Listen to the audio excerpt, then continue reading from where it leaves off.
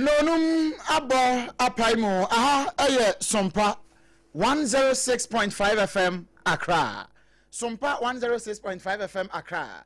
Na hot bite ebre e na so se ye de esomwo abusia efri sabre ekosise no nsia ebebo na afi no nsia ne bo wie pe na ya gebre na abedwafo abeka ho na ye de no nsia kase no enso e de ato aso e de amaw na bibia atumi aye fine na yatrasi eye pepsodent wo madawroma ye na ye ka kire se ye atwiri wo se no anopa ene anwumere anopa ene anwumere wo madawroma nti pepsodent cavity fighter jampre nyina betu ase wo madawroma no maso kase yasene nanso sa de pepsodent twi usin wie na se wanumu enhyada entoso mawo a uhia time herbal mixture ne malaria duro wo wanumu ato a wontimi ne di APPIAH tete atekono uhia time herbal mixture na no atimi abo a pa na mom ode na akwa esisi yade ode no ujonku laize ana se eye enodwe yade stroke ni bi e na ache wo fako midimafo ba center se awia yote ne nka na on fa time ebre ento yade no so mfama wo na wonyi ho mfiri wo kra wonzo about da bridio waso ma 24 hours when timi ansa se waje 100 obebo ho times time e de amaw na se Dr. Time das no wo ba adwuma pa wo madawroma e na wo maso kase yasene a yade enchiremu nyina ebre wo na yatra se e wo SOMPA 106.5 FM enkran de yesu no sabre ye na akopiemu e wo asantemantamu a ene ya SOMPA 93.1 ene ya headquarters no wo mo BMC eku ha afei ayiko 100.9 eno so akumase wono so agikase e bopete adamfo pa radio e wo France ahinkro pare no mu wono so agikase abagumpa SOMPA 101.1 e wo takwa SOMPA 103.3 eno watakrade SOMPA 106.1 e wo tachiman SOMPA 98.9 e wo sunyane SOMPA 90.7 e wo nkranza SOMPA 101.3 e wo doma ena doma ho na mani masase paso doma FM 100.7 wajikasi AGYA kanta nani ase ena wojima manfo ho nyina nso nya bi etie kana Sheban radio wajikasi wo to pete Kingdom 106.1 FM ewo mankasim envivi mantamu babia wamutie Kingdom wa na yakase papa no ena wo nyina etie rekama afei udi koda ne so babia radio phone nyina wono ubehunu se ya hwehwe SOMPA FM yeginam yetuam sabela ba ya ekoyie pa share ya wo Facebook ne so SOMPA 106.5 FM Accra YouTube ni SOMPA FM live ena www.sompaonline.com so ensemi dodo na obatene ni ahodo bi aka ho nyina so yakruche ne kama e de akogu abenya biatie na oba na watimi akenkan so ho oba o TV ne so a SOMPA TV live loud and clear ya den sam no enam ho kama ya ye to peten wo na won so anya bi ahwe na wasan so atie bi e wo ho me amedi dwumade ho chia me medin eye OBREMPONG-NANA KWAKU AMPOMAH wadoma kuma chia me eneme afei ena asem ho apaso na ye betutu ne sire ne nuturu ne masa e de akire wo no ye ma ho nkomoy se atiefo ye animsem se obekai a SOMPA no akwaya se development agency ye prempuntu de maamamfo eno de Ghana-fo nim deda entinya asem foforo bia na nansan titiri pa ne ya asabia ya ye deda nia ebikura ne ya wie ya commission enso still yenye ho adwuma ma obi nkomu se wo kwa akwaje yarehwe na nkantwom se ye de obi kura akosi ho se won koma yarehwe na anu ye ko sawia wuhu ye wamu sawia prabon de ko ne mfafrem ho mango de krom ho nyina no se wamu be ko ya asabia je so mfiri ho baji e wa asantemantam mo eno ye kumase ansa no maba na akwaya abra ho samba wa bedu ko ho eno se ye ne gusu de akire na no ye kwa atiwa east no wamu ye irrigate project bi wo ho a eno anyinam eno so ye kwa fa ho nsambre wo na sa project ne kura no na ye mienu ba ko enyiresi de no ma wi a eye adwuma enso kura ye commission ye eno da ho ye nka wi ena nyinam de no kura de wo mato na jeje mu a wo beduru ho ne mpro ene nkrante age edan na boso a enya asem kuma eno ena nnura ye wo wan ye te ye se ukopie mu wo wejagbawe a ba bia onemnyamfo Jerry Ahmed Chaib wono eye mrase badwani e wo ho no no nso na bato mpesua so ya ye eni ya sabia fe ya ka za children's hospital e dia ma bibia bi ewom na owo hospital no mu no se ne mu kura tie no kakra bia e flash ye ma ye hu ye no a ba bia akoda no kura woda ya shada obi ka se ya drom cartoon ne twice bi dia gugu ho se be ya akoda no woda ho kura no wo ja yarehwe a na wo sua de na ode niam bi sa agigi nani a enkoda yarehwe no ebetimi aboa mo mapom de na timi aye ntentem recovery no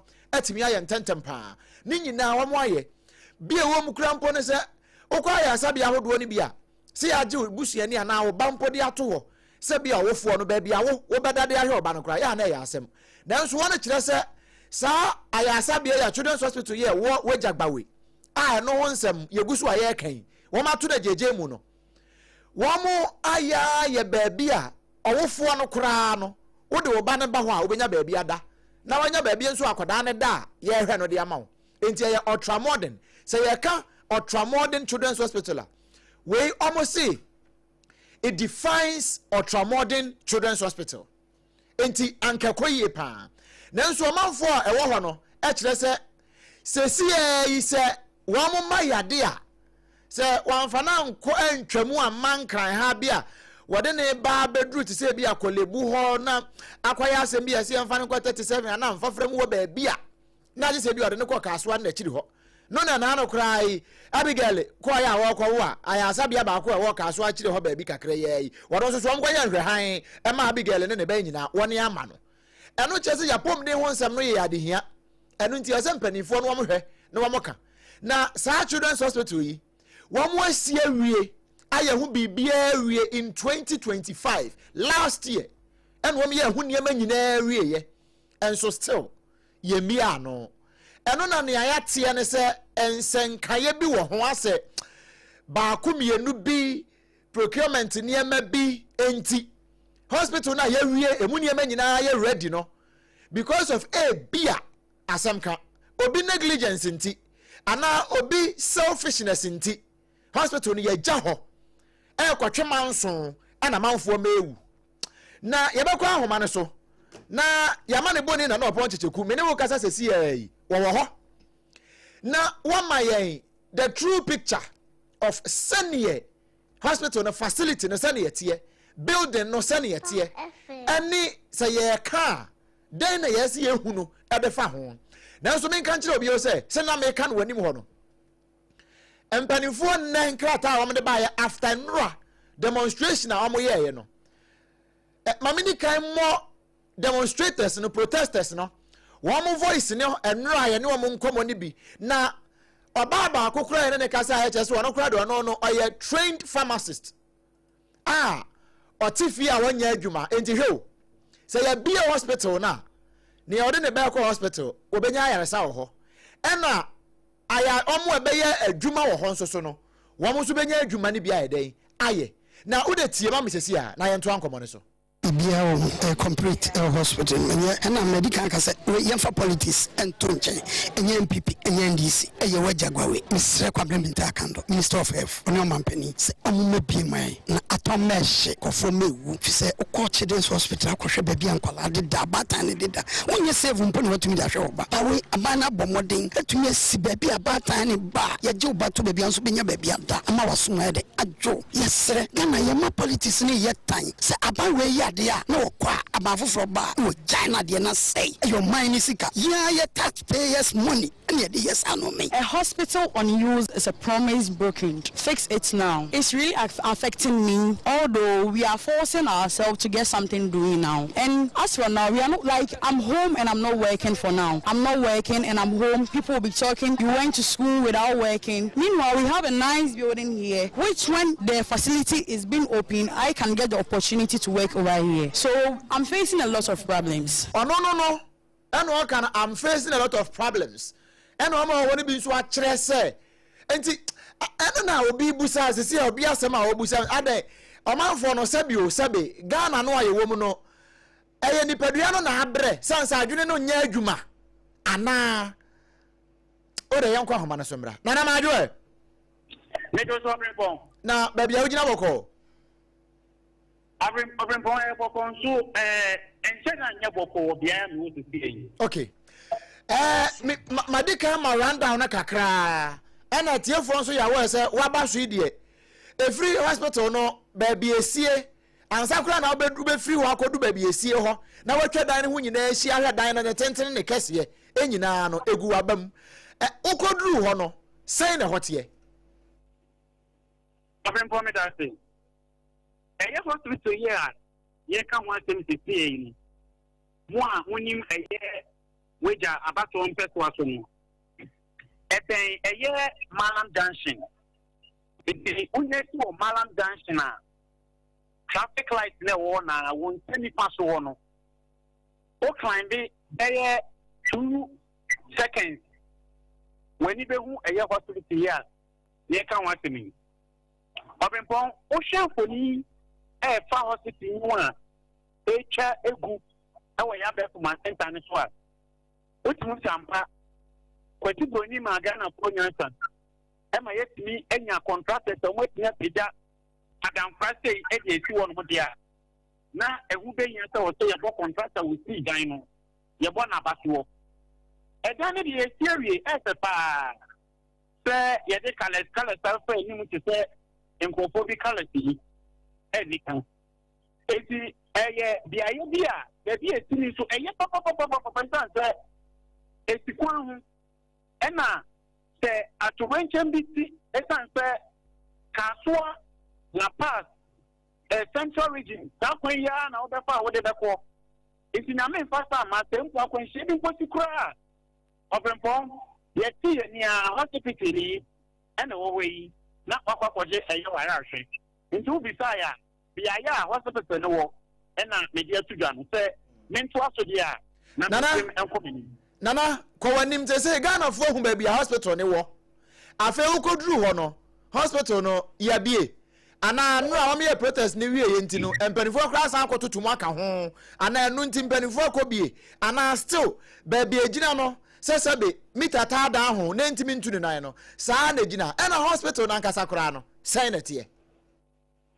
Obrempo me da se hospital no children's hospital kwati broni no edi ehun kan da baba tu no edan ya yesi a bibie duom impose opempo kra wo na se bia sebi o ne dan kama so o fie na wenye sika kwa kuchia dan ne ka o betime ne be bia da ho kakra ni bomodi enyi sika nso na wesi won makwa kwa dan o ma si dan ni ta che we ta ne se fo ko ba ejuma na se bia de pa on betime ne be bia ajuju o mu Obrempong almost the dynamic the sense I don't get a poor day juma.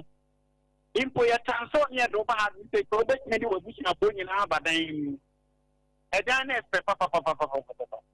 And almost the dino I'm a move FDA ayaka. A dynamic beer make us say near ya impo our money electricity and Kania that make us say yeah is somewhere being ya so ni nyina bi ewo eye hospital no nana me pacho twen waka asem bi ansa na obeto aso akobio no ade esa yetimi so enkane awo edan ne mu ene ho Obrempong sa pepe na why na koso mo Obrempong yo a security poa e was tell mo share to niema and I won't tell him to see a hospital a month for the day in there in our mobile more and the answer about the say hospital more big now it's soon ever say being no then we be yourself tell one so no more share also in Kania one a bit now boa a simple that the abua can be crumpled chamwa in Kania let me know na eja abambo another a city for almost one mono, almost not share Asiano coin. A deal a bit so our inside that one more almost less. Almost Juma, our hospital. Nemon, yes, said that handy over and farmer banking. Almost one with Nico Korea to be here, a demon mono, a Jinajina Sua. Nothing, almost a papa shop or motor buying. If the one can answer no. Ni pie free mu bae no seme to aso dia Obrempong hospitally wɔte broni ne tie no wɔti ɛdan no ama sɛdio sɛ atwenche ne beti na bi ambulance wobɛkɔ atwe ɔbɛmpɔn wohwɛ ɛdan ne mponi a mede babɛto gya yi a wobɛhu sɛ na cover ɛyɛ ambulance car bi ho a esi hospital no anim ɔbɛmpɔn ɛyɛ ambulance a ɛka ɛdan a World Bank foɔ di ɔmo sika aba bɛsi ɛgya ma adehye ɛwɔ wagya bawe abato mpɛso aso enti kyɛsɛ hɔ nom nankasa no ɛyɛ adankora bi a sɛ ɔbrɛmpɔn yɛtumi bɔ mmɔden si ɛbie ho kwan na yɛbie ano na yɛ hand over ɛde ma Ministry of Health a ɛyɛ adeɛ ɛbɛtumi aboa apɔmuden adwumadie no ama n'apɔm akɔ so ɛwɔ wagya bawe abato mpɛso aso a no sei ɔbrɛmpɔn ɛnora ɛbrɛ a ɛyɛ temamufoɔ tena sɛ ɔmo hu sɛ daabi abawe bɛtena so yi mfirihyia mmienu ntɛmu a na ɛkɔ yi enti no sɛ ɔmo tena sare rehyan sɛ ntie na nhyɛ wɔayɛ a abawe ba bɛkɔ ama afoforɔ aba na ɛdan wɔ esi hɔ nom a ntumi nkɔmihyin a ɛne ɔmo nte aseɛ enti no ɔmo te ntɛso kɔkɔɔ small boy ɛde kyerɛ amanfoɔ hu sɛ deɛ ɛyɛ yi ana ɛdan yɛ ɛyɛ sie yi ɛwo bɛyia sɛ ɔsi ebi ano ɛsɛ ɔbrɛmpɔn sɛ kanea mo ana kanea so anaasɛ bi mpo kura sɛ kredo ɛna ebi amunya bi nso ntomu a aborɔfo no si dan na ɔmo de kredo nyinaa tutututu mu ɛdɛsɛ no neɛ aban ne hwɛ anim kwan ne sɛ obɛtumi akɔmihyin na wahandi over ɛde ama ɛyɛ apɔmuden asoɛyɛ no na ɔmo so ɔmo abie kwan ɛde ama adehye a ɛwɔ wagya abatɔ mpɛso aso mpo ɛne afoforo bi a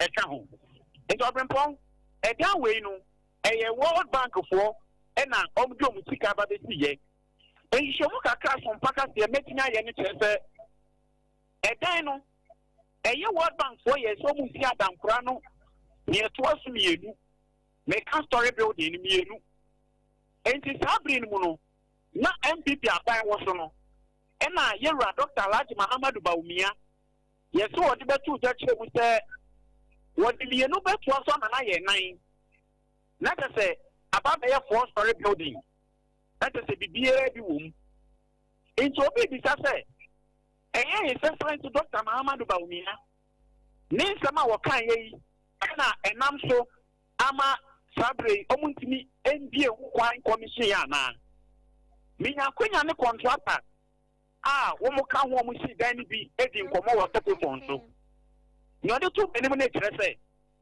ɛdan ne deɛ wɔn asi ne nyinaa wie bibia na mmom akasa bɛyɛ a aban no ɛne asoɛyɛ ɛhyɛ apɔmuden ho nsɛm soɔ nso ebetumi abɔ mmɔden wɔ mu hɔ na wɔn ahyɛ akɔmihyin ɛdan no na wɔn awie nanso hwehwɛmu bi a meyɛ ne kyerɛ sɛ ɛkama yɛ te sɛ sikasɛm bi wɔ hɔnom a NCP ɛwɔ contract oti dan no ho ntakɔ te sɛ no nso twema menkye kakra ɛwɔ ho ɔbrɛmpɔn sɛ no ne bɛyɛ nokorɛ sɛ ɛnyɛ nokorɛ m'ani bɛdi akyia wie mu hwehwɛmu pa ama na pɛm akɔ aseɛ na afei yɛde mu nsɛm no bi ɛde aba abɛto dwa nti meka sɛ deɛ adankora ɛwɔ wagya bawe Children's Specialist Hospital a yɛsie a bibiara wɔ mu bie a temamufoɔ a ɛte mpɔtam ma no sɛ yi ɛyɛ ɔyɛ kyerɛ small boy ɛde kyerɛ temamufoɔ ne abɛn kyerɛ sɛ ayɛ yie ɛwɔ sɛ wɔhwɛ na ɔbɛ commission de ma wɔn no ɛho nsɛm saa ɛna akɔtie na ɛyɛ me dɛ sɛ nea akɔ ɛbɛ nyinaa no apɔmuden asoɛ ne so aba bɛkasa wɔ ho ɛde aba bɛto dwa kyerɛ mu sɛ demonstration ɛkɔɔso ne yɛ adeɛ bi a nokora nie ayɛ ɔmo nwanwa aka ɔmo te ho a ɔmo nte ase na mɛ tete ɔmo yɛ di ɛyɛ temamufoɔ ho ɛyɛ wo kakra nanso ne nyinaa mu mu ɛho bɛhia ɛsiane sɛ ɛdan yi enti hɔ nom akɔ mfihyia mmienu nie enti sɛ yɛn ba bɛ bɔ mmɔden nkurɔmpo ebie ho kwan ama ne tena aba bɛyɛ adwuma yɛ adeɛ obɛtumi aboa World Bank ɛna 2023 ɔmo bɔ mmɔden ɛde ɛyɛ ɛdan yi sie yi etumi ɛde ba yi ɔmo si dan ne nyinaa wie yɛ December 2025 na kyerɛ sɛ ɛkama yɛ sɛ ɛdan ne deɛ ɔmo de bɛyɛ dɔ ase baako ntɔm nie ɛna ɔmo tumi ɛde si ɛdan no ɛde ewie yɛ nanso ne nyinaa mu no apɔmuden afɛ na so ɛkuku bɛ kyerɛ mu sɛ wɔn bɛhyɛ abɔ ɔmo ho mmɔden na enimenu ye no ometumi apekwa ometumi apato the contractor ni sika no mutia na ni ye yo ana se bi mpokwa ben e na se bi obetna akonya ntwi ehun nsem koto ne ponto a eno so ometia na na so ho na enimenu ye omahye na omape ho pomati bre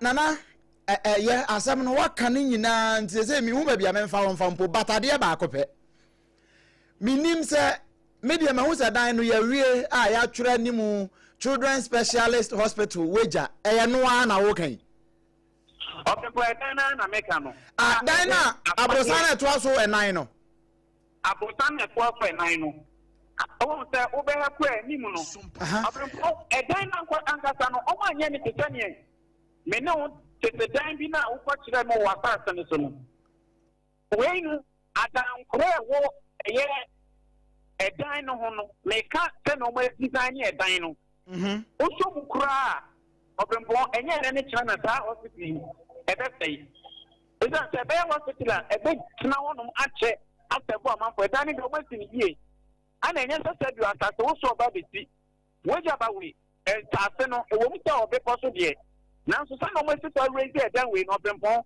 mokra ni nyame ani yie edan no masi na wo hwe design ne kura o de aye ewa animu na enye mwanwa so mo children's specialist hospital esa se enkwala bi ehu dan we na se dia ni timpo na ye ne ya obrempo hu edan na no beto no so obrempo no what that jini ewo ni tim so kwakwo wi kura sabio bia onye bi wo kura na jini ebesesa am wenye nije ewa rishemu ewo eye apomdi bia ya yeti mate edan ne de yesi papa nana mame na se na MC aba homa no so nti na me ne nkwato ankomo no to mfiri a da se aburu for de echenya ne amanfo no so bi nkasa mame why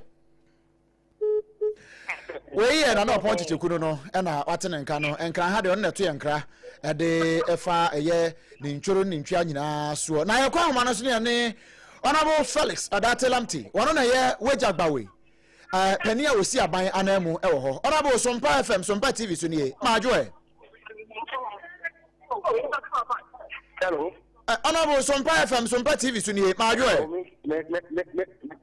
ye nyama me to mpa you oh Honorable we dey kakra I ta one situation see you any ma yamfa ya other line mfra o se see ah why ya momfa line 2 no mfra ne mame na Honorable asem no o se ha ne pa sansa ne mpasu aso ne wo e ba ye bia no se afra no yi se wo meyi ano enso ye sikura no oni ho asebo ye wie enso no honsam kura bi kura mpa na meto nanim ene bia aba watu wana mo nanso the powers that be ena enya honsam kaye no enka ye obi abawuram na yani ononyamfo Ahmed Shaib Jerry yani ono so bo nkomo ewo asem yi ho titupa nra bra wo mko demonstration no na okay ona bo aba homa no so nti ma yenko nan ne no enkobo enkomo ona bo mesam wo kwa babiem aha we dey say mu ye o nyame adom we dey mu da o me da say ona bo na say si a wo apom tesen ode mi bu say si a wo umpom tesen wa pom tesen o obo ade adom ne mo mpa bo so nti empom ye ye de radi ase so umpom ye enyame ahu ye mobo ode a che yen saa se ne ode ma yen da no a na okay ye da obo ade ase ye de radi ase pa na enrada ana omanfo a wo mpotam ho wejagbawe wo moti wo hu binom ti wo gu montene so kura ma MP kura so kopi ase enso de ko to mpanimfo mi se we die a chere dodo enkwada empomudinti ye mebie children specialist hospital ai wo weja yi mpesu aso yi ye mebie sa hospital yi unim ho abakwasam kakra se nti a besi na ye ntimi mi anu yi okay yedi kan no mechia no machia wa wetifo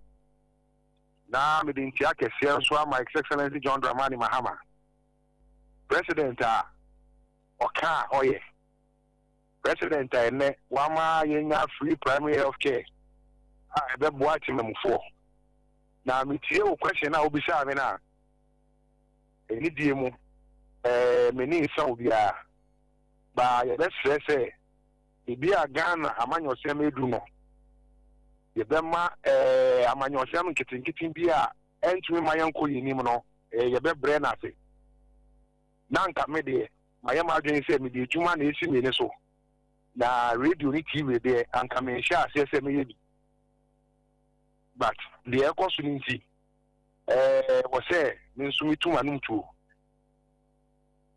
ukase mu no say we gba we timemofo ampa we NDC ni we MPP ni na we gba we a o ka we gba we timemofo ne ho but se ebi mu ekọ akawe na omo kọ akawe ni nyina se video ne nyama na omo circulate na ebi wo ho a ubetumi enwu se yewra onunyanfo honorable Jerry Ahmed we jagba we fo so ngusi anem se MP o kasa no se oye mfanya me bi nya amanyosem na honorable Jerry Ahmed o kasa no ni sanifa o hwe video ni mu a mame no jira ni nsen ye friend na Alice Oforiata ono no ye MPP vice chairman first vice chairman obebi okasa wo video ni mo no ye friend of Docas ono opeso opre MPP akonya na obeso MPP for as youth organizer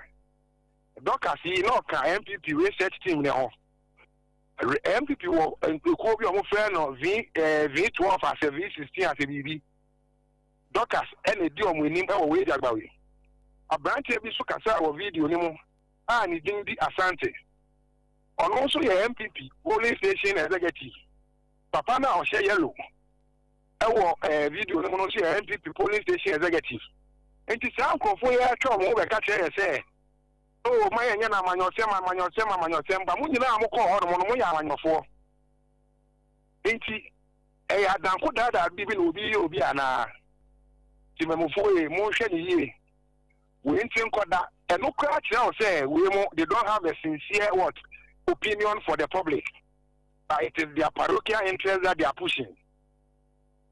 That utie kasa na omo kana obi say hospital now almost 2024 no me say bisa say 2024 no da ben omo wie 8 January ana omo wie November ana omo wie da ben ena na do danko akufo ado any honorable Jerry Ahmed or say timemufo how hospital ni da na koma so no montua commission in 2024 no maka no akosi no me pese timemufo hu na da ni atry wo mo afa no because an komo wie 2024 and the embassy I was identity no man commission but 2025 sikura no na ye hospital no edwuma His Excellency John Dramani Mahama ono pe na wetumi ama common fund ayama no ye wo baby a ye ka say legacy project so that all abandoned projects ye betu enya sika bi ayeden e atoa so ama ye wie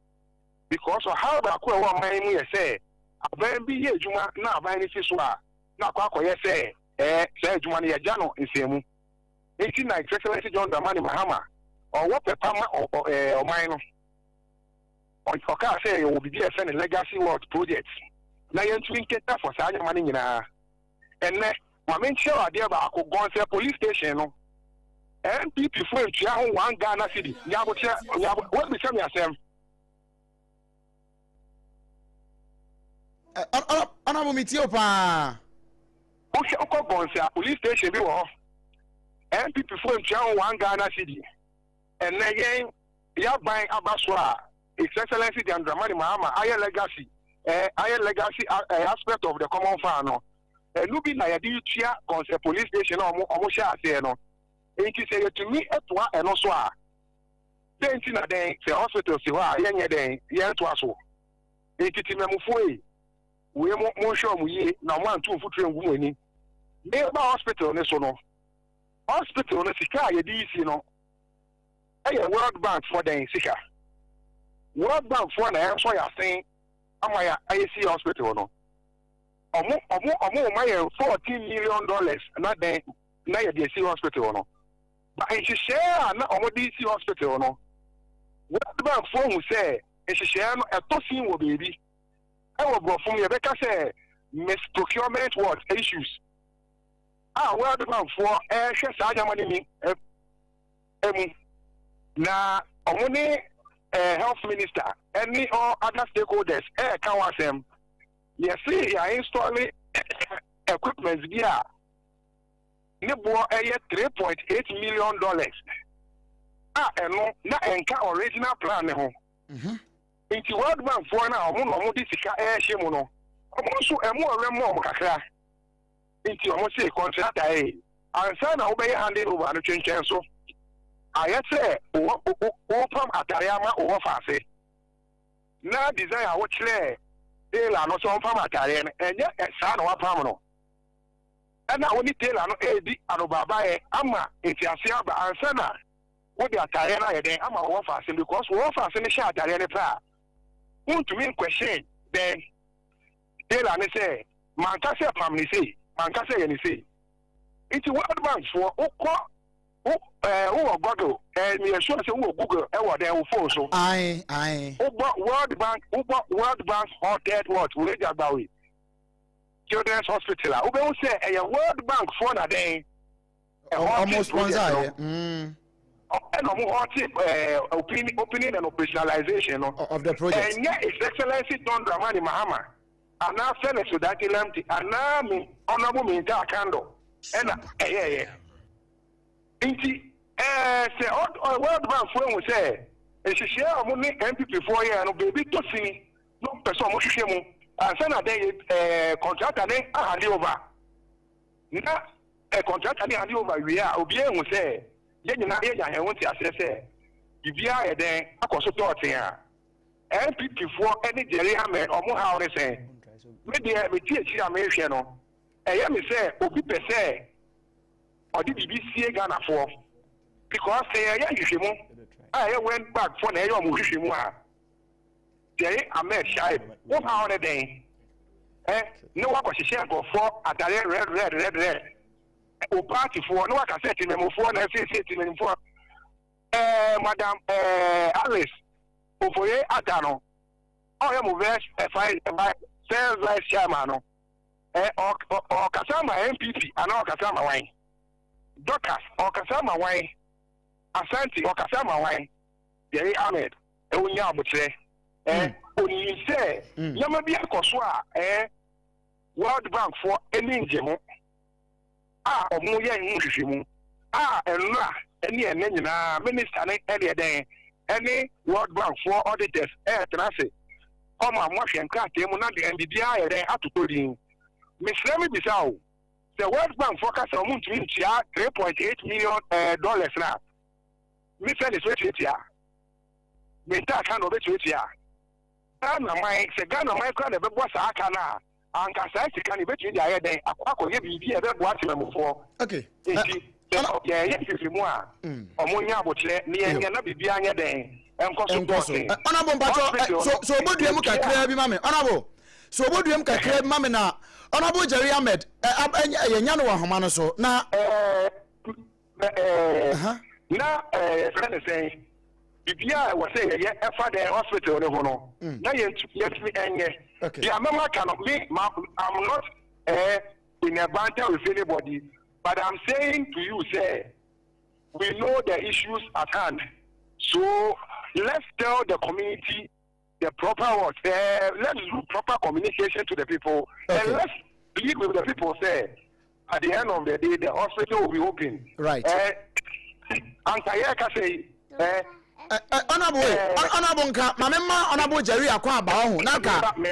One friend is saying, Jerry Ahmed, Yama, okay. Any about it,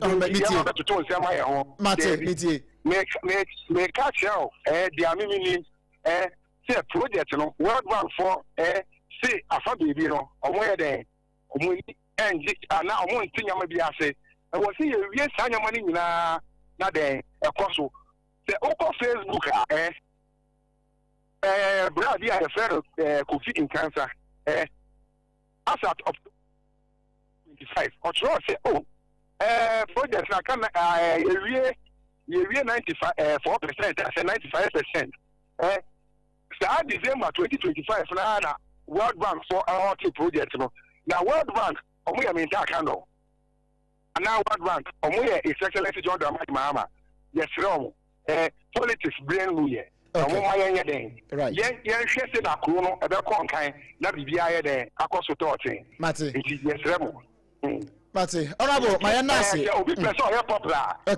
So obi person ye popular. Anyway, never man are popular. Okay. Yeah, check who kiti. John Dramani Mahama check who kiti. Honorable Jerry Ame, and then call for Parliament, almost your Mundi, but move far with you, so a day, ever. Yeah, more who can be strong, do more. Nay, almost say, women had to go kiti, almost Omundi. Right, the Moji, everybody, Honorable who say, Honorable Jerry Ame didn't call for Eddie kiti, you know. And so I can say, hey, it's you call for women. On the floor of Parliament, what's your home there? But what we face that day, thank God for you there. You're not moving in each. But honorable, politics break and do it. It's from one year, would say, like you there. Entity Kuno, like you. Right. Yeah, that's it. Honorable, Yabasa Bao Bio Dafo Frana dies him now and Komoya to us because I'm Komano Emuapa. That's anyway. Now, my catch you say, Opa, I'm son of the America Sano. Google there, World Bank Hotel what? We talk about with children's hospital. What catch you say? World Bank for that day. And you say, this is the work. Ain't today, how? Mate, Medasi, yes, sir. Yes, I can't tell you before say. And she be a, then, Honorable Minister, and World Bank for a, no. Now, you be the hospital now, no amateur before. Right. Me wa ba oyakola. Then who do one? Now hospital no one. Tell me the baby. No credit. Why them party pa? And we are not saying so I just ready about yeah, party pa. Obi person ya popular. Anyway, and everyone ya popular. Why? Mate, Medasi be honorable. Yane odunya for Felix that lamti. And abo enkomo na.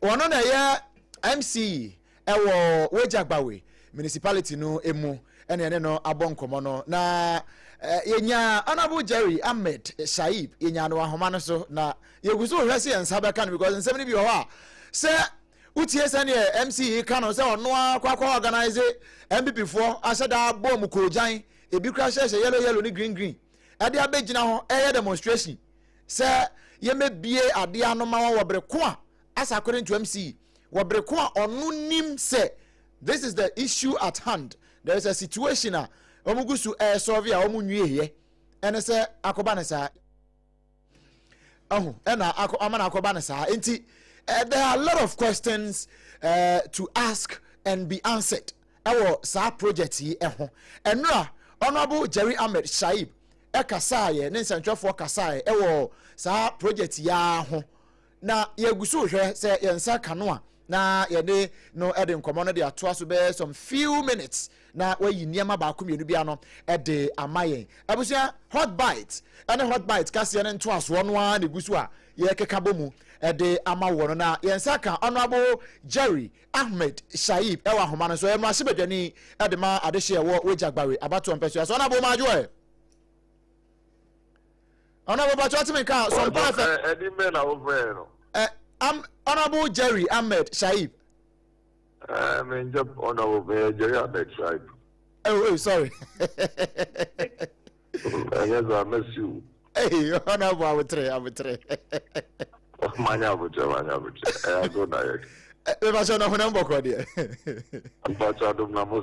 Yamiadum, yes, you're pa. Honorable, and I'm sure video you be na a placard says Gina were chi near day now Casatra minister so audio come and when we are the animal to the hospital and now you know MC Akasa says wow party boys and guests and what boom ko jamu say mo ye demonstration about na mo yesa TV so na radio so na Akasa honorable TV ni radio ni nyina na ya ni pa transfer my ze almost so kan sawaje ase yet TV radio so and how can be there as the Ukasana.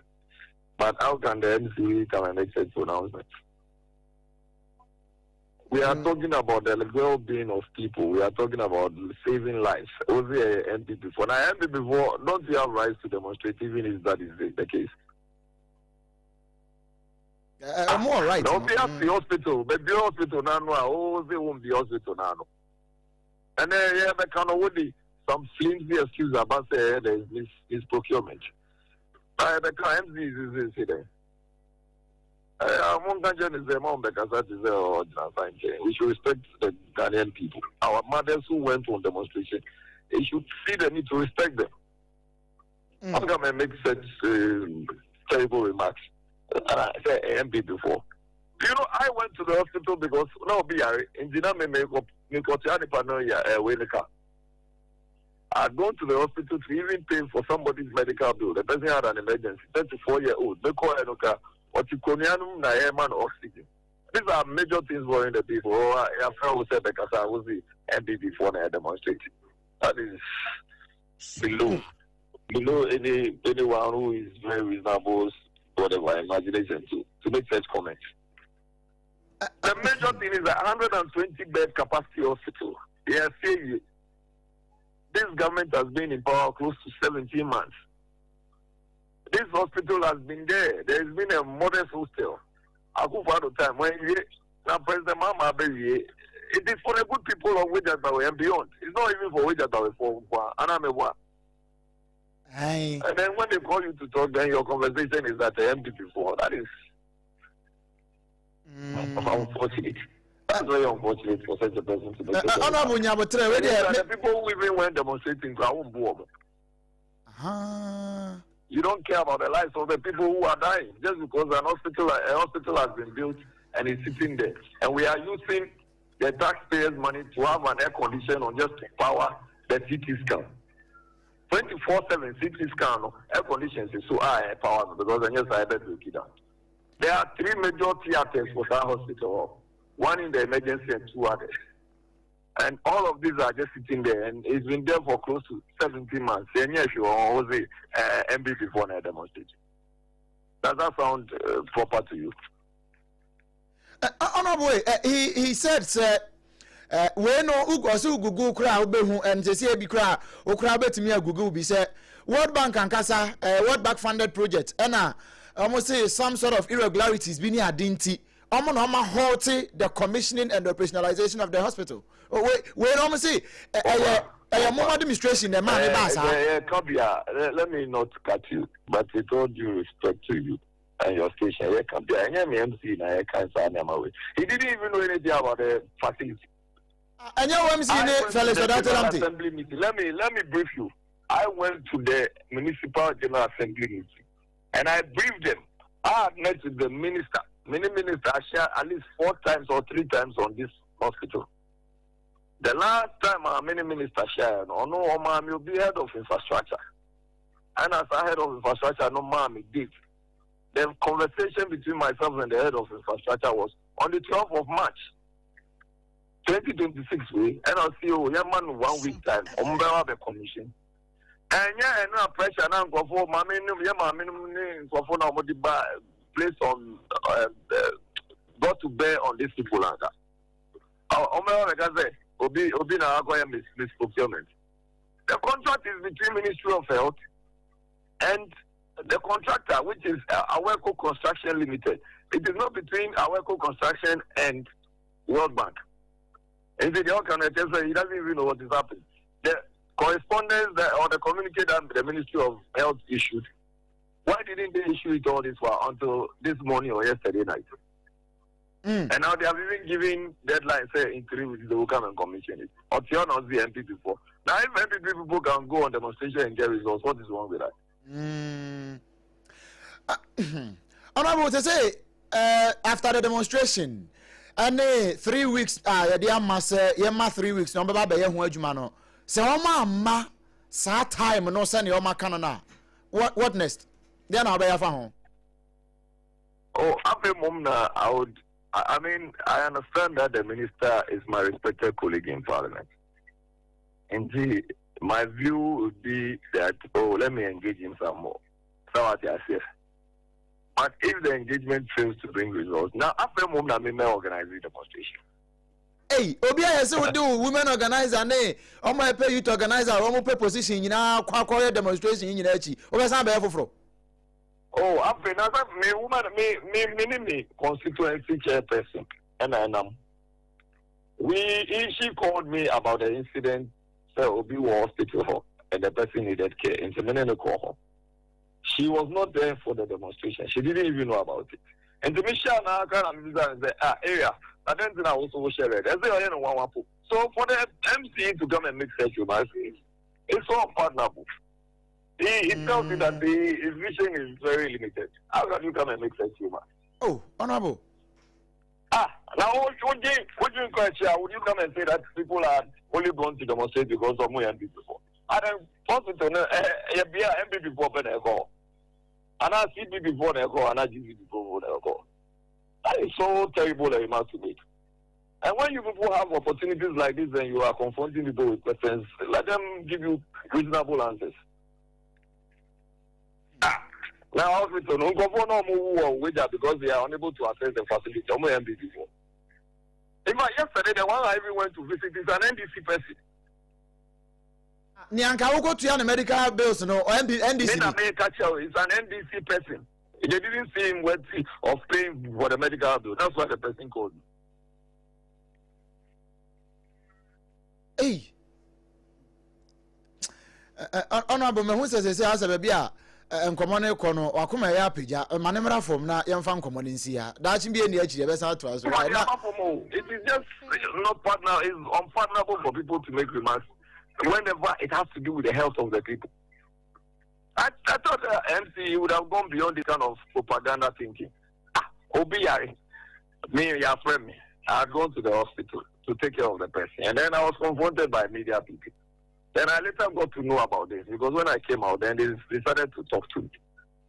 I've been to that hospital at least 4 times to make my case.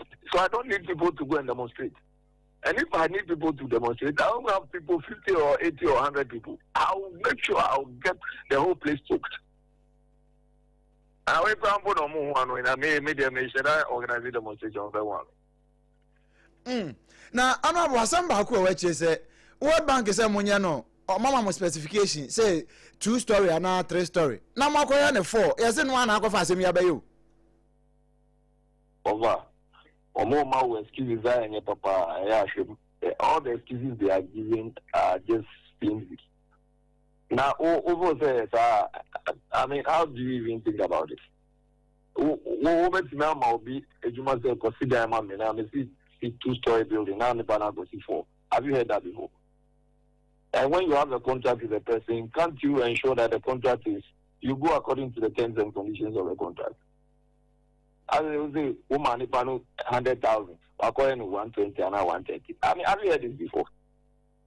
Can the person on his own, the contractor on his own, go and say that, oh, me, I will see 100, no, me, I'm here 120 without recourse to you?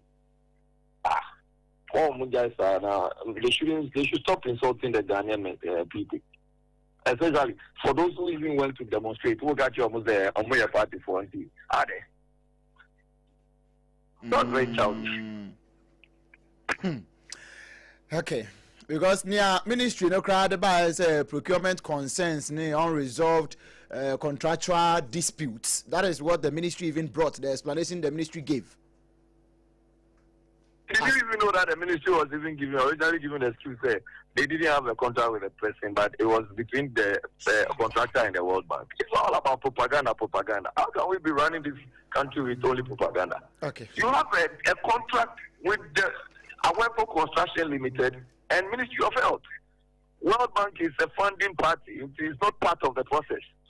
Almost there is misprocurement. Ask them to give you one shred of evidence. It shows that there is misprocurement. Now, what I'm even hearing is that they have gone beyond 2 floors or 3 floors. That's insulting. Honorable, my nasi, na yem fan komo insia. That should be a best baby.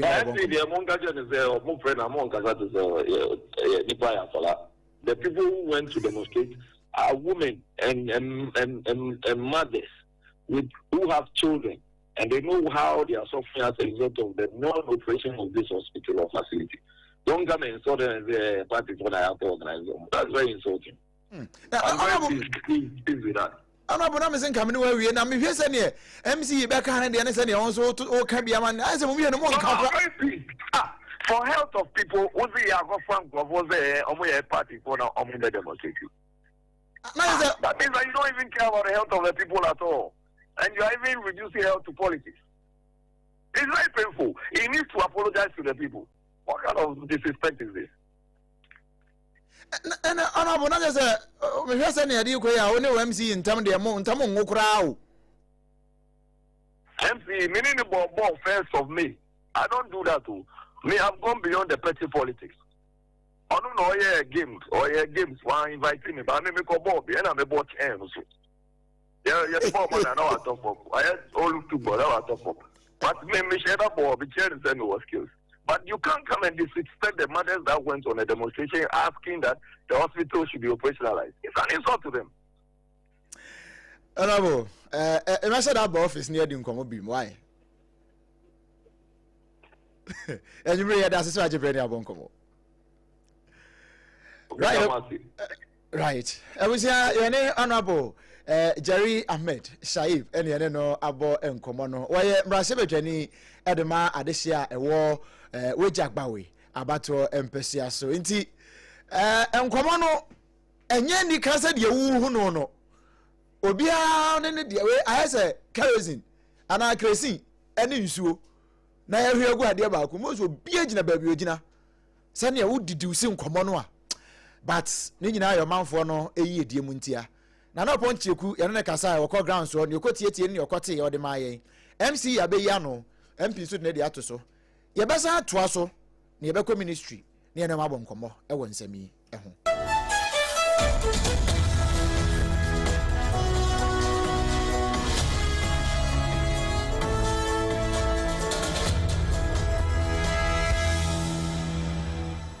no SOMPA kase we hot bite kase a hyenan so enwo wanum no ana yede sombo no. Do not open to this page until you are told to do so. Session B no ene yewrama busua ya call Accra Circuit Court no kwa asetina na wo mo de okada rider bi eba begina na nim Clifford Scott Nkroma ya tweli pie ya bro no pa na mpempra ne egunu ko mu wo mo je na ho na adwuma no na Somalia mumuni won de dodo na ni sekandu won na kan ho no mu kandu de wo mu du ye na so wadwane enti sabre Nkroma ne de wo posi kukumu a wo bo ma hwehwemu akoso na wo mu guso anso enam Somalia mumuni ni nso kandu se wo mbechinde na ba be ka ho na fe asem no wo madi ni panti wo mo edede kokopie court e wa Accra Circuit Court no won mo hye se wo mo fa ne san koto kukum na fe wo mo nkonkoti Somalia nso na mom nyame de che aboso me de toso dedu na mienu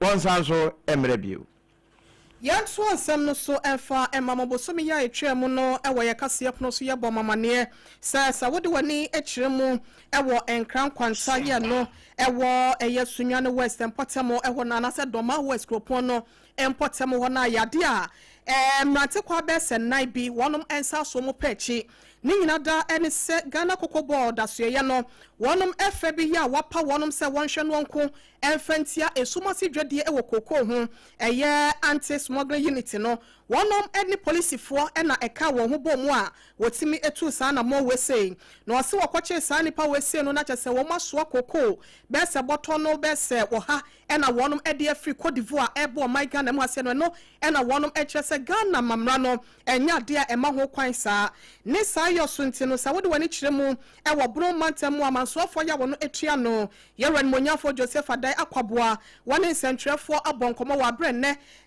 fear prosecute court no ekwa setena ewo sunyane West Kropon ni mu ya wonom amankofo we se bela wo chese nipa 9 no 10,000 Ghana cedis kanisi kan 100 million ena wode atu obi atiri so na wo chese kotoni mabusumi ewomi no ne da etoso edumiensa wo besa hwe ne wasan abakot biem na baabia ewo se wogina ewo mranim no watimi ede abom na so kwosise brane beso no eda biada a ede nne no won beko fie pre na wonom ede wo ho akwa police fo yewura akwaboa akache Ghana fo nyina se yenhwe na yenya gidie ewo aban wesem sanse pepepe ye nokredie na afenso ni monyam ya Ghana Kokobo de wono wo behwe se obiada entimi enfantwetwe form afi yanto ansam no so mfiri benkum ha na Ghana president na kase no ne ayera etete ye ho no oda no wɔn de 100,000 Ghana cedis wɔn de bɛkyɛ nipa bi ama wɔnya ne se di kama paa san sɛ wɔn mo pa aberanteɛ bi ɛso yɛ soja ni sɔda ni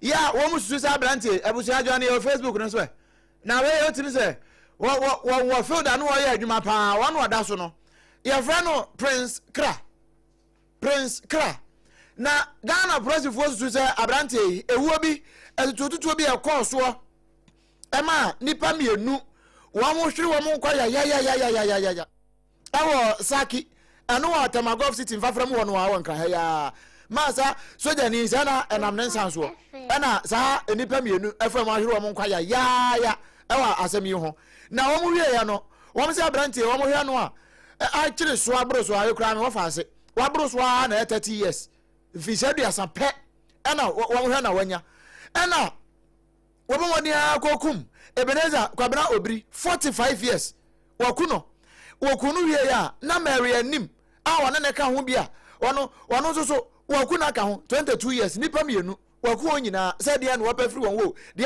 wɔn ho yeso ane wɔn kora na tie ɛwɔ chamber ho apartment bi a agya hɔ na wɔn yɛ wɔn nneɛma kakra saa ɛne sɛ wɔn ko hu sɛ mpanimfoɔ mienu emogya gu wɔn ho dendenden wɔn kɔ hɔ ya wɔde sɛ kaman ho sɛ machete ne bie no ɛno wɔde atwi twa wɔn agye wɔn nkwade afiri wɔn so wie no wɔde ne ho aka nwura ɔtwe brɛ minya wɔkɔ Ghana presifoɔ kyerɛ sɛ wonipa biara wonim aberanteɛ ne nsuansoɔ no yi presifoɔ asotire na wɔn nkyɛ no na wɔn kye ne wode ɔpa afrɛ 191 anaasɛ 112 wode afrɛ na kyerɛ baabi aberanteɛ afrɛ sɛ Prince Kra wɔhyɛ 100,000 Ghana cedis 1 billion ayɔdia yɛde bɛkyɛ ofiri na wɔn kyerɛ sɛ wɔn hwɛ baabi a obetimi awurawura no a bia nanka kpon katamanso ɛhɔ no di bewurawura Tamagov City edi ba tamane ne mfafrɛ mu ade kwa akosi da wenya chopoli hɔ no baabi obetimi akɔhyehyɛ hɔ nyinaa enti mo a mo te kaseɛ nyinaa no mo mfa kaseɛ ne nante na branche a friend sɛ Prince Kra ya oda Facebook no so no mama presifoɔ nche no ye ususi wadi bɔne ye kye no 100,000 Ghana cedis ɛbɛyɛ wodia na ɛne yɛ bra watimi ama ya so ne pɛchi na mmom wɔyɛ bɛma ba nhunu na okoye dede wɔne ba ho so no na wano na nka de bɛka no ɛfkra anhwa no wantimi amfa nka abusua yɛto akase na so TV ne so Facebook wo ɛne radio so information centers so afabie sɛ oka ori acha asamisa ya woti nananom wɔ nseɛ do ya ma ewie ya brofo bi ba no bed syndrome man panimfo a wɔn abewa pomudi mu abɛkyerɛkyerɛ mu ameyɛ ho sɛ yɛka no bed syndrome a ɛnya mpa ni honko na ɛtɔ da kora bi kora na mpanimfo a na asa pomudi nso mofo no no wɔn ni hɔ ɛna nam so a na committee na wɔn mo teyɛ no wɔn ma yɛ wɔn mo nhwehwɛ mu awie ɛde findings na aba abɛto dwa ɛna wɔn mo kyɛ sɛ sɛdeɛ wɔra kyase nisa mfinhyia do no nkron fresh and brand new one wɔn ma yɛ nyanso no hu nso kora awie engineer de ma promasi do Ghana ya wɔn yɛ twisco multimi twa bi nom na ɛna foto wɔn de ne nyinaa hyehyɛ mu no ka bon wɔ cycle overpass hɔ ewie so kora ka na nyina wɔkɔ ma wɔti nananom wɔn nse do na wɔn de ne kɔ ayasabea mpo akɔgye ne nkɔnasi wɔ no sɛde ayasabeafoɔ no toto wɔn mo na mogya na mpani hɔ no ho ewie na wɔti nananom wɔn nse no wɔn kyɛ sɛ we no a negligence of duty adwuma na nka so wɔn mo yɔ na nso wɔn manyo ɛna ma pani wɔti nananom ɛwɔ nse do na nso ntimi mfrɛ ne kra ma nti wɔn mabɔ Kolebu Teaching Hospital din sɛ we no by your head in shame siutiasi wani wom Greater Accra Regional Hospital no reg ɛna Police Hospital wie kura to de nia polisifoɔ mu na wɔn baba bɛbɔ kɔ adu no ɛde akyerɛ mu na ɛhɔ nso atimi akɔso enti findings no ɛna ukui kwaku na akuyada ɛna committee no ɛde ɛba bɛto dwa o yɛnso sompa kaseɛ yabɔ so bi na yɛde amayetifo Yɛwura yɛnim ɛwɔ ensɛm na dwumadie bi akɔso ɛwɔ nkrampomponi mantam asɛnom ne nyina da no ɛyɛ Africa Health Workforce Investment Forum ya kyɛsɛ ne fa yɛ tɔso mienu no ɛna ɛnɛ de wɔpa ho ɛntoma akentina wai ahodoɔ dodoɔ na no ɛna de wani monyam ɛkɔtɛ dwumadie wɔ yɛkyina we no ɛyɛ apɔmuden dwumadie ɛfoɔ wɔnom ɛnhyiamudie kɛseɛ ɛne ɛnkyerɛkyerɛ ɛna wɔnom ɛbɛyɛyɛ na no mu no ɛna wɔnom ɛkyerɛ sɛ ɛtɔ da bi bia ye capital kasem bibi se brain drain se obi agye nteteye ewo no ankasa ne memu akọ suku akọgye nimdeɛ ewo empanyimfo so enase na wo se wawie nteteye no agye no obetimi di nimdeɛ no aboa o my Ghana na se bia wo no ankasa na de hye no wobɛhu se enema enkoso ye ewo omega na mu ase no mtise bia adwuma ho akọ atwe ena afeso working conditions a eto da bia enyina yente no na amanipa no watu na wo se medemani akyerɛ mu ewo amahodo so ekopɛ adwuma bi aye eno ena mpanyimfo etufo ede ama Ghana mpanyimfo nyina na bibrem asenom mpanyimfo se wonom hwɛ na wonom emfa ne emegugu akwan mu se bia wo bi kwa akɔgye nimdeɛ anase suku mu no enya no nko a ene de ehia se ye pia wonom ena free senior high school free tertiary high school anase bia free tertiary school ye de kwa no kwa na mmom nipa de wi a so obenya adwuma ye no so no eya mpanyimfo enwene ho professor Yakubu wono ena wakasa ye ede ema ye konkotie ni nsem no sane na esifatie. Each year, density has reached almost 24 per 10,000 population, slightly above the pre-COVID levels. This is progress, but it's not enough. Africa still has only 46% of the workforce it needs. By 2030, the projected shortage, if you round up, which will be about 6 million, are modest improvements but fragile. At the same time, up to 27% of the trained workers in some countries are unemployed, while 1 in 10 have already migrated, and nearly half are considering leaving. And even where workers are present, Ebusia anodi sem ya eto edwei eye yuraya wono ye friend se Mohammed wono osan eye professor eba World Health Organization na wo ye panyi kwankyerefo ya wono so edimo entintiman no bi na ne kasa no echi no na Ghana ma panyi abede ekire Professor J Nana Opoku Agyemang wono so edibi esoso ekyese ehyehyeye mapa empanyimfo hwe na wonom emfanwu akwan mu si edisika epia wo man ema ewo wo mpuntuo ene won hyehyeye de emapa ho no se be ye bebo manya rehwemu ewo mpanyimfo ho no ebre na wie duntene wonom nyesa na entimemu a omankyekireye. It calls for rethinking institutions, policies, and investments to restore confidence in public systems, boost national development, and place citizens at the center of governance. In health, this means building resilient, efficient, equitable, and accountable systems and true African health sovereignty. Sovereignty in health refers to our capacity to define our own health priorities, mobilize sustainable domestic financing, train health workers we need, retain our talent, strengthen our institutions, and organize services around our own defined realities.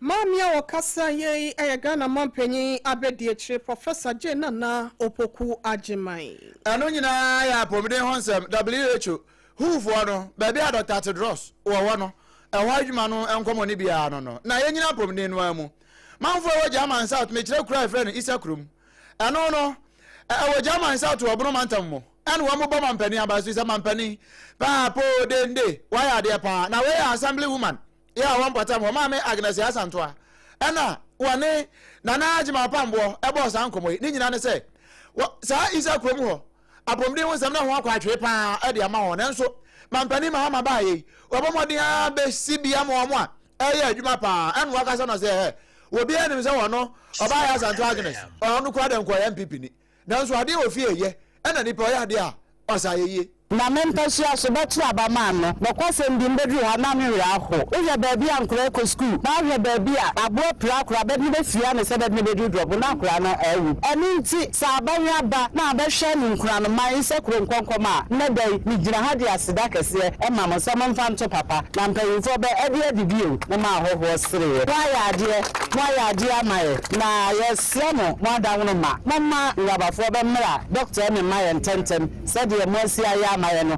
ye ni aso ye sukuu ben so papa wa ya de ama ma hu se we adua na ba mpa obi ya we ba tampa owura wo ko hwe ba bi JHS na mmere pa ba bi ankura be ko school a be ko twere nso be no hwe nkrafo na ye ne be nyina ye twere de kura mo yi papa yes so wo ko ne bibi ba no wa dwen ye afi so nkura be ho bebre be wo talent bi wo no ni board papa ye ni park ye wa asase ba ha enu aso here platform so who say you amampanyin de teacher dabre enu so ye wa asase wa ha mo betima si ba bi a teacher fo nsuo to na se be ba ha be kwa be nkura ni mo odin se de be ya be nkura ye no emu ya de ne kura ye betimi aso ano e de ama won we eya maame Agnes ya santo assembly woman e wo isa krom electoral area e wo German South na wo wi ye pe e no manfo no bi so no kure ndc abai mo apiafo because how go kwa obi pra kwa be fa so de ba kokra no ya na edine na sa bo kwa provia kwa be fa so a ede timanya obi mana hwe no kwa na na ho edine nti abaha ne wa hoto e be boy o wan bi si abande ene MGG modo mabonde ntinka ese ya kwa ni hi ene nkania obi ti ye ma ya ni problem yi se kuru man ya da hase be bi ye da ndi si abana se ya da ma no watara se ni shira ne wa ye bi ye bi da pinsi ta ya se hu bi na minister wa da ti se mo penso ni shira woni ne dom na efi ba ko ne ko ni e be sere mo an se ma mo be hu ya kwa ni se de tie na mo be bra ye se de be ya kwa ni helati so be sisi ya be bi be akuya fo we mpene bi de mpene ma ye ntwa na ne ka hwu bi de se tini na mpene fo de ya no ma bi na ba boy na etimi twakan na abedu ha me so nya light ni be won se clinic ya be light ni ha be ye nden se be bi tie de ya de se de ya wa hadis rane se wamanya hospital clinic wamba fa sa 30 wamunya light no wamunya school day wamuya ne kakra ka ho sevenasi enoa no boys na so de omo talent o meti mi abobo pa we your manfo ni bi eno mbo ma mi si eta watara e bo na ba so se no kra empo regional minister mpo nya de a ma hu bi ho enzu ba ye hu regional minister ye hu DC eno nkwankra ye nkranhye e de ma won nyame wo be ka wo ho we ye isakrum ye free ho ba na na pambo e de bre ye ene na najima opambo de anu free bunu mantem no na oponcheche kunso nkran ha no na ni abre pa talent no a na maame ne ka ho asem se mmabunu ne maba wo ho bi no yera Kofi Idi Adams ne dom nso se sa talent no wo mo maba akokora nhunta se de be na Ghana adehia wo mo wo bi no benya eso mfa so atimi adidi ho enti wo ma padwuma de be friend se Ghana House eno no ya ahombo a wo mo de bobo se de be na 2026 Commonwealth game na be koso Glasgow no ye betimi akone yakwa bere ye ho panso wom ye wura Adams se we na ye ken no se uyi tisa football mfana matwa na wo mugro ho no e Black Stars fo ene Meteors no mo ne Queens fo no de no eto nchen ya agudie pii so wo amfa so wo so mirika ensudware ene ne eka ka ho nyina na bra wo mo pa ho ntema no woni ama ne bofo na oponcheche kudi nkomo Ghanaian businesses to connect. We want our athletes to win medals, but we also want our country to win visibility. We want the games to inspire young people, open doors for investments, and strengthen Ghana's standing within the Commonwealth family. I therefore commend the Commonwealth Games Association of Ghana for this initiative. The launch of Ghana House must mark the beginning of a coordinated national effort involving government, the private sector, the media, corporate Ghana, the diaspora, and our sporting federations. Enti diaspora ene ya wonma wa manone wo mo agudie mu nsem woni je ho Ghana fo nyina emfa ye ho nhyem yewra Kofi Idi Adams no wo chese sa agudie we ne nyese ye kwa akofa wenko na mum ye kwa akwatwere ye ndin e wa amani nyina adwenem ewie na Sharp Dimission wono anso na third vice president edema Ghana Olympics Committee no yewra NS danso wono nso de ne de APPIAH sei the more we remember, the more incredible attention of the Monday, then I did never work Ghana House, the more after I have a city play of Ghana House. That is the entry for money, Ghana House. I'm not going to tell me engagement with the agencies, if you can have professorial tourism, professorial investment here, so we companies and agencies from Ghana. number one get assistant right away. Yeah, completely number one and I got a house. Number two to say it to me I shall simply by to me different practices and more come and I will she said I don't wish on me who I been glass and to me about Butantia one baby said you made no. Penny would be an imba ya third vice president head Ghana Olympics Committee Yura Ernest Danso and then upon Chichiku a boss uncle. Yasha ya kwa soko dwumadie na mpanyimfo ya etua wodum abem meche National Road Safety Authority na nsanyada ena wonum ede ensenkaye bi eba bonten ede kwato local government minister nim se wonhwem wasebe ya akwanhia dodo na ya na esikwan so no ye betimi aye bibidi afa ho esanse o my Ghana adehye dodo na no ede nei enam so ema woto ayanom ewo ensie do ne sa yo so nti wo mudi nsusudie bi eba bonten echese etoda bi a ubehwe na ekwan ho wo bi ede na advert bi abo eye dade ade so kakraka signpost ni bi kese nesi woka ba kolampo na ohun nanim ni nyina ka ho bi ena ya na mas esa kwanhia no esienti no woka se wo ba na wo ba betutu ni nyina ade afiri wo na ekwan mu ene kwan ho etimi ada ho na aboa ama kwanhia no so etimi ate ene nkra popo ni mantem ase no ma hwedwumadie na se anam so bi ama ye kase no yese obi dwan ewo no na ja so obi nso kwan mu ayede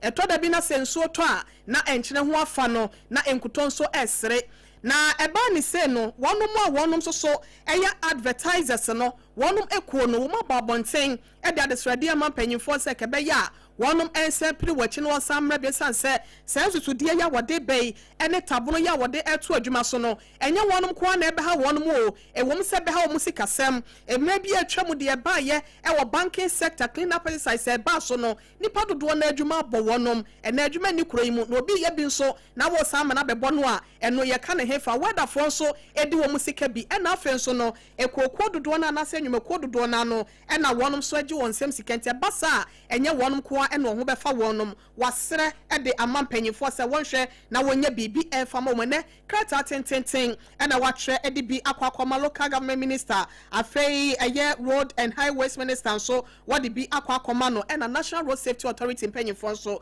wadi bi akoma ne se wonsan ko achi no onwene wo ho nyasa wanhwe omayi mu won beko ahohiahia mu eno ena voxy for no wo so mo prepare no mo de petition ni bi akọ sanso mo so madwuma ya abo mo nanso ne nyina ba sikasem opani ahono na wada Bank of Ghana no amrado de oda ho no wakasa e de afa sene se obi a obi to ade kra online yi obi to ade obi ho na won sheda hwehwemu hunu na no say me to ade microphone no ano no send ma me nansan ye nya authentication bia amfa ho na no na wo kire say e ba ne sa no a e ma wo mo ye nipa bukata no e ma ne kwosoro pa na bra wakasa no na ye 3AI Africa Summit 2026 and they are ana odi dwumadie odi kwose so a na wakasa asemi no nam so etu yafusi. The work ahead is not only about issuing laws, guidelines, or frameworks. It is about strengthening the service infrastructure around regulation. Processes have to be clear. Submissions must be trackable. Decisions have to be timely. This is how confidence is built. Confidence will also depend on the strength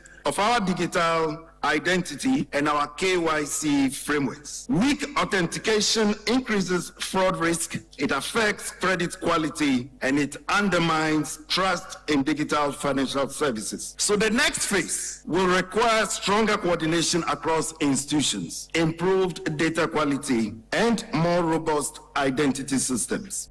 We abrado oda my Ghana sikasem about time no era Johnson ASIAMAH pandits and yetinin ken na ewie no na government statistician abanku ntabufo no Dr. Alasan Dusu wono so di bi beto so no wa che say de bi ka say disinflation as a apostle 3.4% titru ne ofoso boso menum no eno se wode hya baabi no wa kire niam mu a anka wobeka kire yen se adan ho nsem se ye hand dan na ye si dan yensuo afi enkanea ene gas nom na emufu wale ayeto no eno ena ya na se no pejemu 37% na okeka we no nyina bom na basa consumer price index na ɛno na ejina 267.3 na ewie no 258.6 Apranum na ni nyina mu no wo kyese se wo kasa ma Ghana fo ate ase yie pa e wo kasa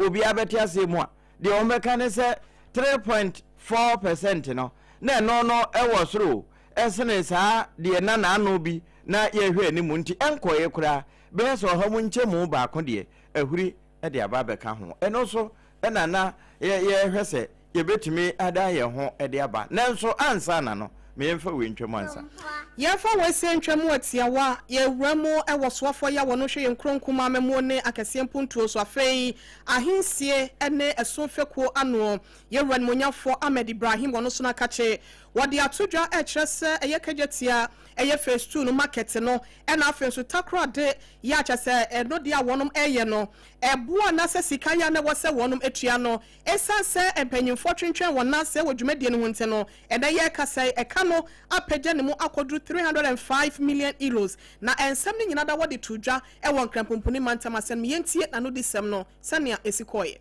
Central Market Phase 1. Ladies and gentlemen, in 2014, under the visionary leadership of His Excellency John Dramani Mahama, the government of the Republic of Ghana, represented by the then Minister of Local Government and Rural Development, embarked on a project to redevelop and regenerate the KWAKU Central Market into a modern market complex to respond to current and future needs of Kumasi Metropolitan and Ashanti region in general. On 25 July 2014, the Minister of Local Government signed a contract with Mrs. Contractor, a Brazilian company, for the implementation of the first phase of the project for an amount of 2. Abusiani pa wakasa ye wano eye onmonyafo Ahmed Ibrahim, Minister for Local Government, Chieftaincy and Religious Affairs. Openia wano na ya abankrat peni ewa atwumangwa biaja enough. Eye onmonyafo Mba Zakaria na wase ahunedie wonsem ehu hia ne pa na ano se so mpa ga trozo aso no ye de bra wo no na ni nyina ye be se bola edi be mfi oha na ye ntuda wono na penso wokotu ni nyina wie wase won twen mamanfo nsa nkotu ngura enwu ho bi oni nti wono ayi botom sika edi amamanfo wo ho no amoma ye dustbins papa ni bi we locally made na nso papa o wie ye wa chedi akonfa frem ho nyina na bra wo che no na ya man boni ba wa bedu gyina ho a wo kire mu se kire no ye vacuity community final disposal sites ewo various communities ye mpese ye manfo besa akọ na o masa akọkọ tu enwura agu hobiem na sese ye fa kwanya we na ye escape containers ni ekoko sisi ho ba bia ye betu o mu bola ni na afri ho no na edi bia ye akọkọ si ho ama omo se de ye manfo ebekọkọ tu bola na atagum na o mu ntu engu fomu bi eno so market ahodo so a ewo area se ase no ye hwe ekwanya se ebi so be kokosisi biambia na omu tubola na gu a na omatu agum se de ebe ma abre no ne ka na kokofa na wei eye onanyamfo Mba Zakaria won na ye abankra chipeni ogina ma de se wo atwumangwa biaja north wo wie ye no presiding member ye wo eye Simon Kakaribonsu wono so dase ebo MC abaso se watie sompa na waya ho adwuma enim ira emba container waya ade nipa de osade yi we kura container efiri wa bieja he ya enti de nyame ase se sika no se bi amfa ba bia na nyame admonya at least this is the first step aye district mu ye container ebie enti enim se ebetimi aso nkronkro no bola na egugugu ho no ano na afi so nyame ya adoma kakra na ebesa ba bie minim se we enso ho a ebesa ye bie mato aso ama wo mo bedi nkan nya bie no na ebi nso so nya bi kopim se container no kuro bia benya bie kopim se container no kuro bia benya bie honorable MC Mba Zakaria na ni suade ho no we so na ye gina da ne ye ho anibotata mienu pe ye ba ye de kase ne nka ye e de ma wo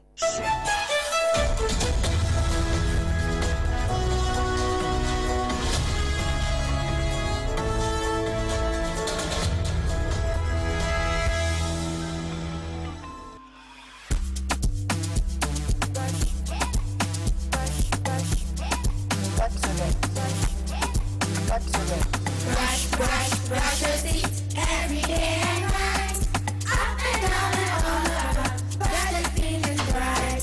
Brush your teeth, brush with mom and dad, underneath and in between, brush the germs away. Pepsodent, cavity protection. For dental stronger. This advert is FDA approved.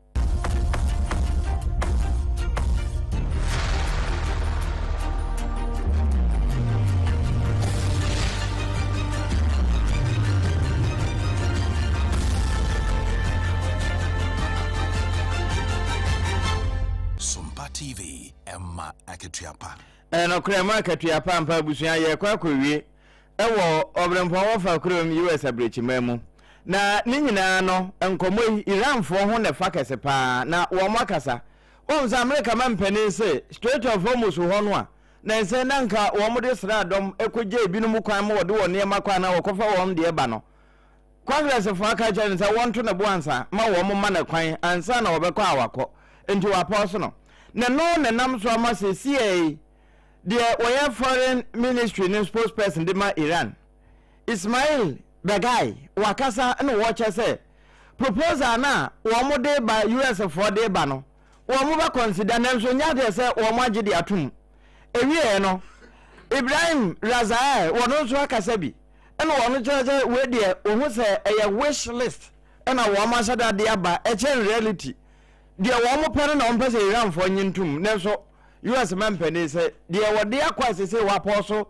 strike no wo mo anya ntumu a ene de obasa keka no ho no e be che de wo mo di kan hu no Pepsodent cavity fighter yesi twiri wo se anopa ne anwumere na wonu monte ekoyie pa fatete nkwada no twiri wo se anopa anwumere na bibia anya fine eno na nkwada de twi wonse a ebo wom se ho ban pa wonu mo ato na wontimi nidi a uhia time heba mixture wa poso ya time heba mixture malaria na ache wo no time heba mixture anya mapemfo ba wa makoda nu fo na akoda wonya mfinhia edumie no opedo do atu aton 0244 417 669 0244 ukotoje uchepe ukotorojwa ena abunchie mepacho diabetes prostate ho hawo no for the chem ewo medimafo eba center so ye na afi ye ntusa wo hawo yase emfa ema opa yo pokwase mayira enkan he ya ya de ne be yira na ebu akwa agogo ya de no kama etu ase de ama ho so ye ne aban sukuru ho no de animhwe mepacho the numbers ya ye de adwuma ne 0244 774-282